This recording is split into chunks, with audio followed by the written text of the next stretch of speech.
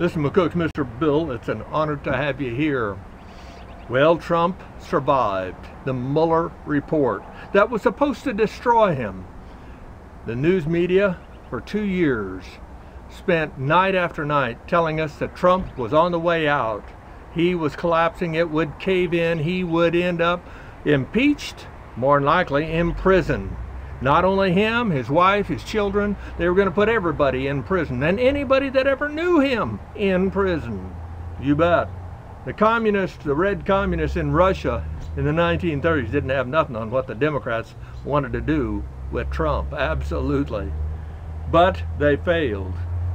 And that was a miracle, because when you have 100 cops plus trying to find something that you broke the law at, 100 cops plus for 2 years hunting you, doing nothing but that, and then the investigators for the Democratic Party, the investigators for the news networks are all trying to destroy Trump.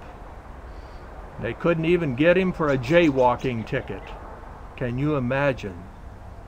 That has to be a miracle. Has to be a miracle.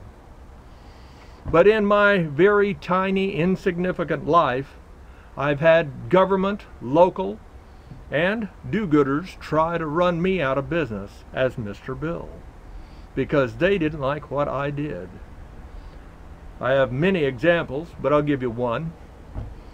I was set up with my candy truck one day, and a woman went out there and started picking up trash, and I said, "Lady, that's part of my job. State law says I have to pick up a park, you know, when I'm done selling. Even if it's not my trash, I'll pick it up. I've done it, you know, and no problem, I'll get it done."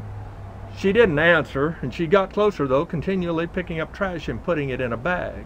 And I said, "Well, just throw it over there if you got to," but I said, "I sure appreciate it, but you sure don't have to do that." She said, "No, this I'm taking to the city, and I'm going to tell them that you're trashing the park and we want you kicked out of the parks." And I said, "Really?" I said, "Why would you want to do such a thing?"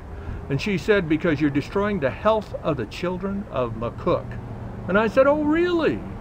And I said, "Oh, what are you talking about?" I said, "Just a little snow cones and maybe a little candy." But I said, "Well, I'm insignificant." I, at the time, knew the manager of Walmart. And he asked me one day how much I made on the candy truck. Told him.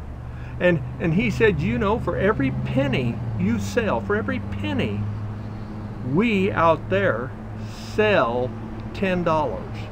We sell $10 for every penny you sell in junk food. And they sell $10 for every penny I sell."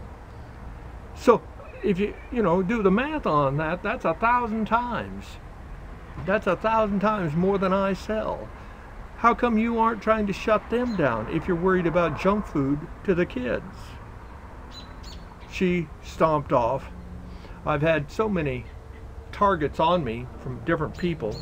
And so I have an inkling. I have an inkling of what Trump is going through, that no matter how good you try to do things, how you try to make things better, there will always be those that can only live to try to do and undo what you've done and to make your life as miserable as possible. But you just have to ignore them and go on and do God's work while you're still here on earth. Thank you for your time.